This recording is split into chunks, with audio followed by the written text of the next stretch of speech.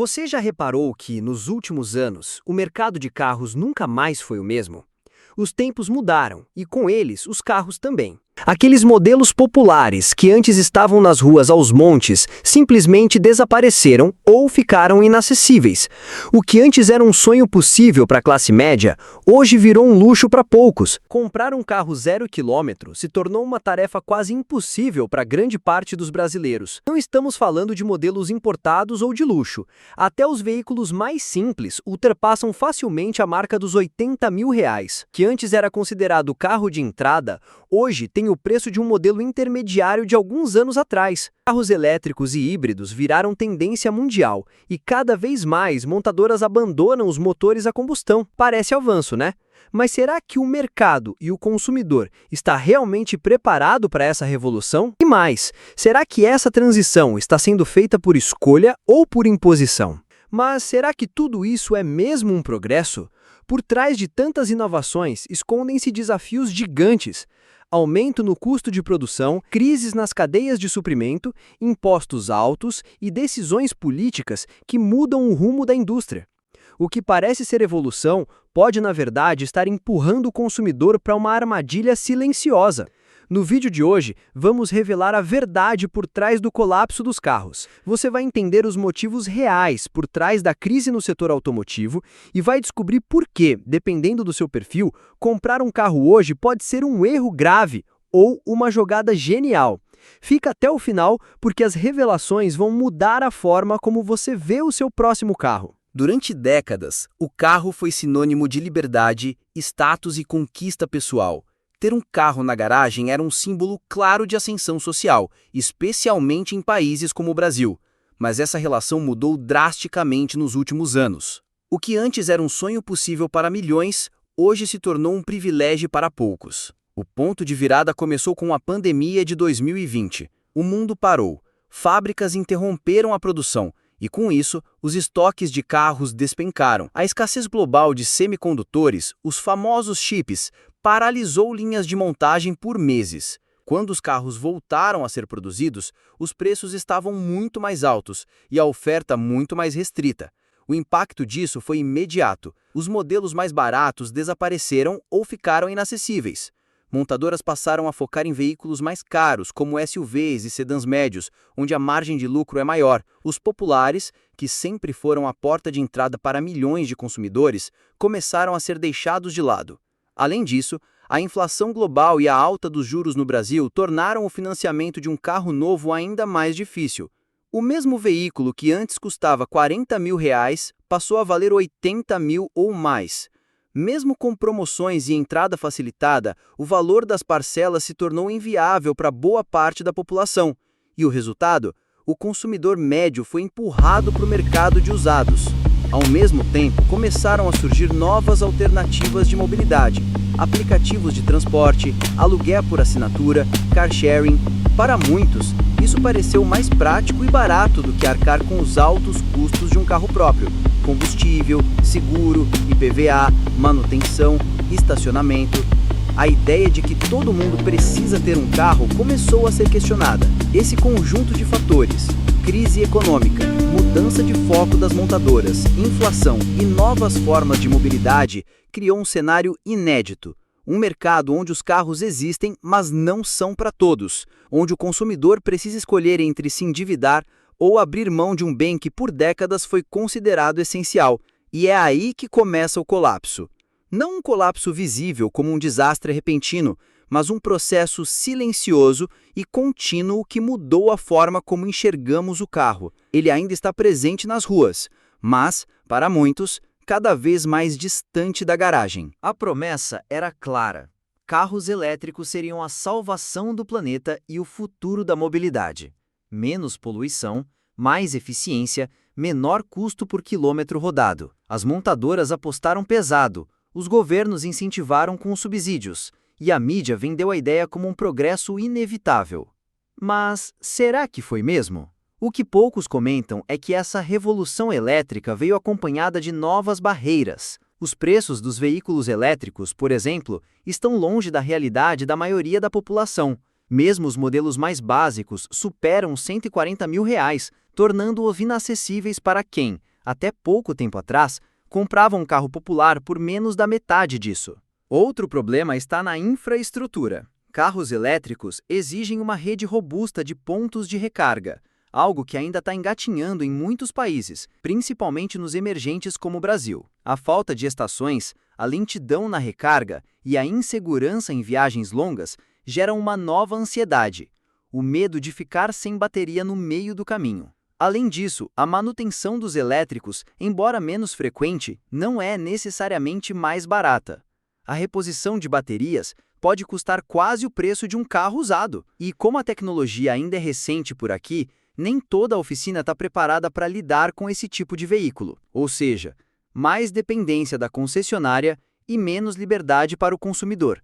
E a questão ambiental, que deveria ser o grande trunfo, também tem nuances. A produção das baterias envolve a extração de lítio e outros minerais raros, que têm impacto ambiental significativo, sem falar no descarte das baterias ao fim de sua vida útil, que ainda é um desafio logístico e ecológico em várias partes do mundo. Os carros elétricos representam, sim, uma mudança importante e necessária, mas a forma como essa mudança está sendo conduzida levanta muitas dúvidas. Ao invés de inclusão e transição suave, temos exclusão e imposição de uma nova realidade que só favorece uma pequena parcela da população. Muitos consumidores se sentem pressionados para aderir à nova tecnologia, mesmo sem condições financeiras ou estrutura adequada. O discurso é bonito: zero emissão, futuro verde, eficiência. Mas na prática, a pergunta que fica é: para quem é este futuro? Quem realmente pode participar dele? Durante muito tempo, o carro foi vendido como um bem essencial, quase uma extensão da casa, algo que todos deveriam ter, nem que fosse um modelo básico, parcelado em 60 vezes. Mas isso mudou. O carro, hoje, está cada vez mais próximo de ser um produto de luxo, disfarçado de necessidade. Se observarmos o mercado atual, percebemos que a indústria automotiva abandonou a ideia de oferecer carros simples e acessíveis.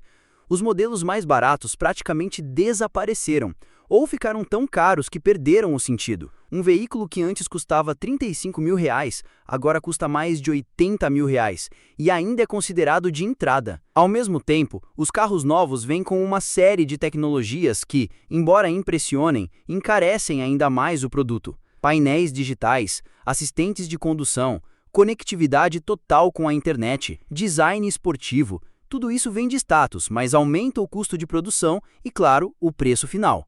O carro deixou de ser apenas funcional e passou a ser um símbolo de poder e estilo.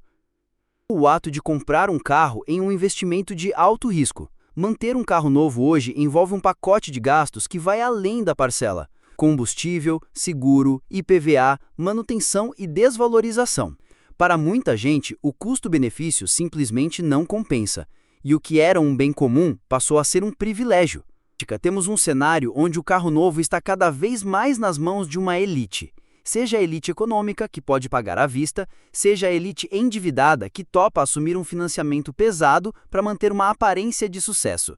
Enquanto isso, grande parte da população migra para o transporte por aplicativo, para o carro usado ou simplesmente abre mão do automóvel. É que mesmo com esse reposicionamento, as campanhas de marketing continuam tentando vender o carro como algo indispensável, mas a realidade bate diferente. Hoje, ter um carro novo é um luxo e não uma necessidade básica. E se esse cenário não mudar, o mercado corre o risco de se tornar cada vez mais exclusivo e cada vez menos relevante para a maioria das pessoas. Com tudo o que vimos até agora, o fim dos carros populares, a chegada dos elétricos, o reposicionamento das montadoras, surge a grande pergunta: para onde vamos? Será que o carro vai continuar sendo parte essencial da vida das pessoas ou vai se tornar um luxo acessível a poucos?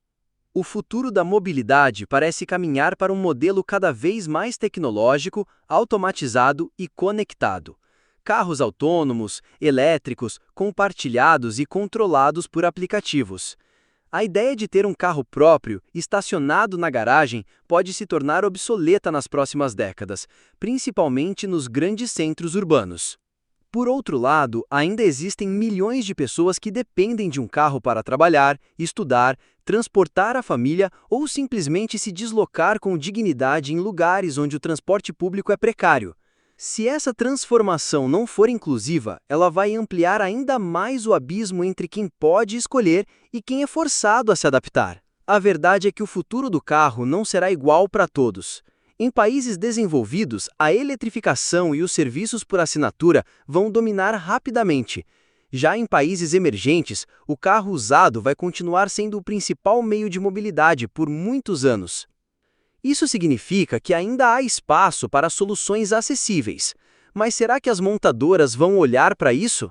Tudo vai depender de quem estará no comando das decisões. Se serão as grandes marcas focadas no lucro e na tecnologia de ponta, ou se surgirão novas empresas e ideias voltadas para o mercado mais justo, equilibrado e acessível. O futuro não está escrito, mas uma coisa é certa, ele já começou. Enquanto o consumidor sente no bolso os impactos do colapso, as montadoras seguem uma rota bem diferente e altamente estratégica. Com a crise e a transição para os elétricos, as marcas globais redefiniram suas prioridades. E a verdade é que elas não estão mais interessadas em vender em volume, mas sim em lucrar mais com menos carros. Nos últimos anos, houve uma mudança clara de posicionamento. As montadoras começaram a abandonar os modelos de entrada, que geravam pouca margem de lucro, para focar em SUVs, crossovers e carros mais tecnológicos, com maior valor agregado. Ou seja, em vez de vender 10 carros de R$ 50 mil, elas preferem vender 3 de R$ 150 mil. Isso se reflete diretamente na oferta do mercado. Basta observar os lançamentos mais recentes. Quase todos são SUVs, elétricos ou híbridos, com assistentes inteligentes, central multimídia completa e, claro, preços nas alturas. O carro básico, com ar-condicionado e direção hidráulica, virou peça de museu. Outra parte da estratégia é o encurtamento do ciclo de vida dos modelos. Os carros são lançados com novas versões, reestilizações e séries especiais o tempo todo, incentivando o consumo contínuo e a troca precoce. É um movimento pensado para manter o consumidor sempre atrás da última novidade, mesmo que isso signifique se endividar mais. Além disso, muitas montadoras estão apostando em modelos de assinatura e aluguel por longo prazo. Essa tendência tira o foco da posse e cria um novo modelo de negócio. O cliente não compra mais o carro, ele paga mensalmente para usá-lo, como um serviço. Para as empresas, isso gera receita recorrente e mais controle sobre o ciclo do veículo. Por trás desse reposicionamento, existe um dado importante. O carro não é mais o produto principal, é o serviço, o software e a fidelização do cliente. Com a digitalização dos veículos, as montadoras agora vendem pacotes de conectividade, serviços por assinatura dentro do carro, atualizações via internet e até desbloqueio de funções mediante pagamento. Essa nova lógica transformou a indústria automotiva em algo mais parecido com o mercado de tecnologia. E quem não se adaptar a esse novo jogo, tanto empresas quanto consumidores, pode acabar ficando para trás. Mas no meio de tanta inovação, fica a pergunta: onde está o espaço para o consumidor comum? O colapso dos carros não é só um problema, é uma mudança de paradigma. O jeito que vivemos está mudando, mas quem se adaptar primeiro, ganha. E você? Vai continuar preso ao velho modelo ou vai surfar essa nova onda? Comenta aqui embaixo. Você ainda sonha em ter um carro ou acha que já passou dessa fase? Se inscreve no canal TurboPlay e ativa o sininho. Toda semana tem conteúdo novo sobre o mundo dos carros e mobilidade.